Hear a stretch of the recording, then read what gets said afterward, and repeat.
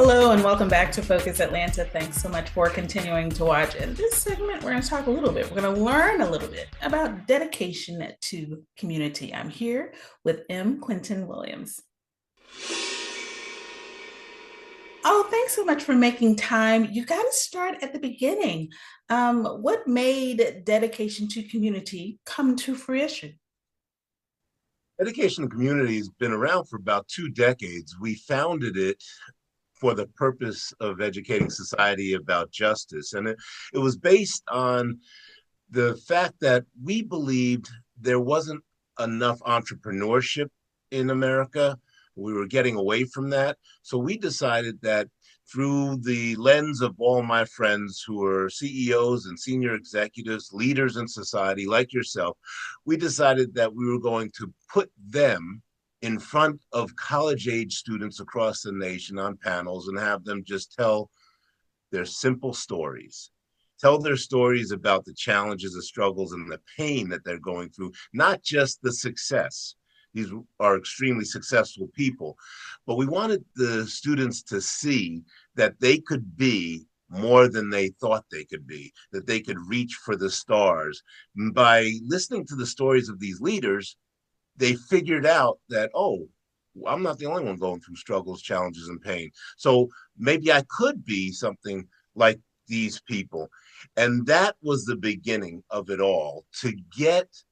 We talk about justice. That's a form of justice. It's economic justice. It's getting our young leaders to aspire to be all they can be, even through the challenges and pain. And that was the start of it all.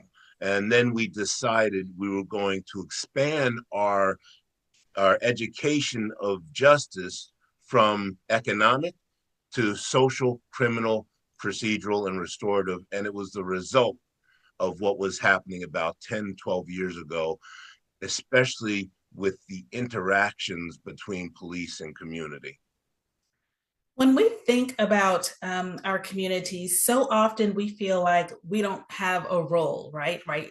Either it's the students, the young people, and the authority figures, and the rest of us are kind of flailing in the middle, like, oh, we can't play a part in this. But what you're saying is we actually all have a role in building this community to be what we want it to be.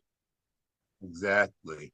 And and those roles are going to come from people who might not otherwise think they have a role. And what I found out was leaders out there in the world were just like me.